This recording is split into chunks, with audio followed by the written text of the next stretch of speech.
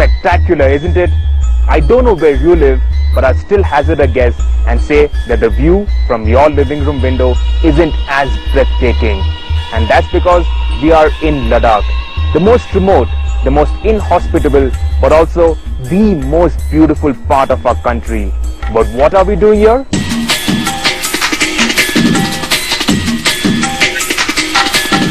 Well, a spectacular place like Ladakh deserves a truly spectacular test, a giant comparison test of all the small cars in the country. These torturous and demanding roads are a true test of a car's abilities and capabilities, and the one car that can stand head and shoulders above all the others over this kind of terrain will truly emerge as the best small car in the country today. Our destination was Ladakh, but our journey began 500 kilometers away in Chandigarh, where we took delivery of 9 of the best small cars available in India today. And what a selection!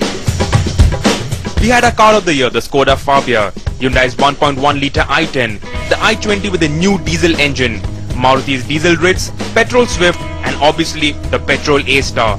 Fiat's Grande Punto and the Tata Indica Vista both sharing the same diesel engine, and the most expensive car in this bunch, the Honda Jazz. At 7 AM on day 1, 9 cars, 16 drivers and a ton of supplies were creatively thrown in, and the convoy hit the road. Sneaking out of Chandigarh through the light but constantly spitting rain. If you haven't been to Chandigarh, you really should. It gives an idea as to what a properly planned city can do. Traffic is very orderly, there are nice broad roads, roundabouts everywhere, nobody pushes and shoves all over the place. It's a good city if you're a driver. That's why a lot of these great rally drivers, racers have come from Chandigarh. But it's also to do with the fact that the mountains are very close, and that's where we are headed. Today we are going to Manali. The plan was to keep swapping cars so everybody could spend decent time in the cars and draw their own conclusions on these hatchbacks. Bert started by squeezing his not-so-small frame into the smallest car in this group. And Bert is behind me in the Don't mind all those noises coming out because that's the radio working there and a lot of gibberish running to and fro. This is going to be a tough drive.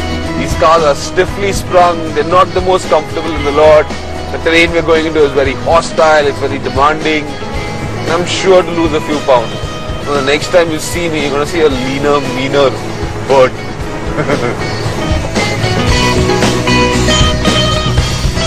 One thing we don't seem to realize, we don't talk too much about it either, is that small cars have grown so much over the past few years. Remember the 800? If you sat in an 800, you would be cramped. The steering wheel would be here, you'd have no headroom. Passengers at the back would have no space, there would be no space in the boot. It was a cheap and basic car. Small cars today aren't cheap and they aren't basic. Look at the Ritz, there's so much space in the car. The driving environment is very good. Look at the headroom, there's so much of headroom. It's an airy car, the dashboard feels nice, it feels solid, it feels well built. Shumi had grabbed his bags, cables, sweets, shades and tons of other rubbish he keeps carrying around and ran to the one car that could take his beloved iPod. As you can see from this weird chocolate brown, strange brown color, I'm in the i20. And out of all the cars in the convoy, this is the car I picked today. Why? Well, this is a fully loaded car. It's got one of only 2 USB ports in this whole convoy, so I can plug in a memory stick and listen to good music.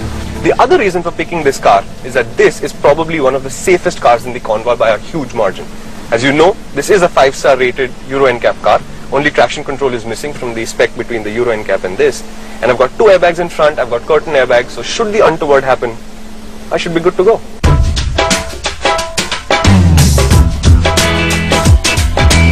Nine cars snaking in convoy, all stickered, lights blazing, will obviously draw stares. And getting out of Chandigarh, stairs were what we were pulling. But what was also pulling along very well was Fiat's acclaimed multi-jet diesel engine. The car that saved Fiat. That's the Grande Punto's calling, its claim to fame. And in India, it should hopefully mark yet another revival in Fiat's fortunes. So what is this car all about? Well, like all Italian cars, this is one gorgeous automobile. It turns heads like no other small car in the country today, and it is truly exquisitely styled. Being a Fiat, it also rides very well. You can fly over speed breakers, over broken roads, and the car takes it all in its stride.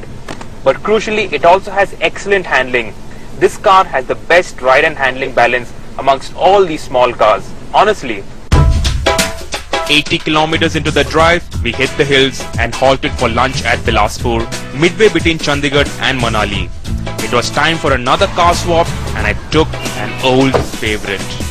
Bilaspur is home to the massive ACC cement factory, and that means tons and tons of truck traffic, which is a nightmare to get past because the roads are narrow and winding. So when the roads finally open up, oh, you go berserk. The Swift is blessed with a sublime chassis. It's predictable, it's neutral, and it's communicative. You know what each wheel at each corner is up to. And the steering too is an absolute delight. What the Swift is not though is a good riding car. The ride quality is just about average on this car. If you had to blindfold me and put me in this car, and if I didn't know any better, I could easily be mistaken that this, the i10, was a car made by Maruti Suzuki. Just goes to show how close the Koreans are getting to the Japanese. However, there still are two grouses that I have with this car. One of them, of course, is the gearbox, which feels terribly notchy as yet. And then the other is this steering wheel. There's just no feedback. It feels dead as a fish. I'm thinking about fish. I just can't wait to get to Manali, where I can have some of that awesome trout. With a plate full of trout on Bert's mind, we made haste through the hills, and as we closed in on Manali, it was time for our last changeover. Bert found a car better suited to his size. Jazz! Whoever thought of a corny name like that for this car? This isn't anything like that branch of music at all. This is heavy metal. Heavy metal in a velvet glove. I meanwhile was in heavy metal. No velvet glove nonsense, just heavy metal. The ultimate small car comparison test should have the ultimate small car, which is of course the Nano. We thought about it and then we decided against it, especially considering what we're going to put these cars through. That's why we have the new Indica Vista.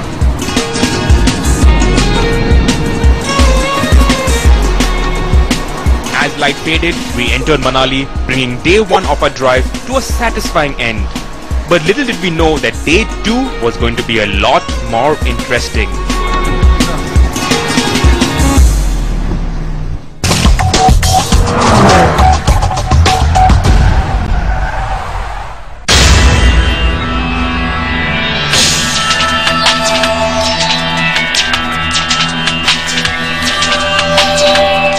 It's day two of our very big, slightly inspired, the stupendously crazy small car comparison test.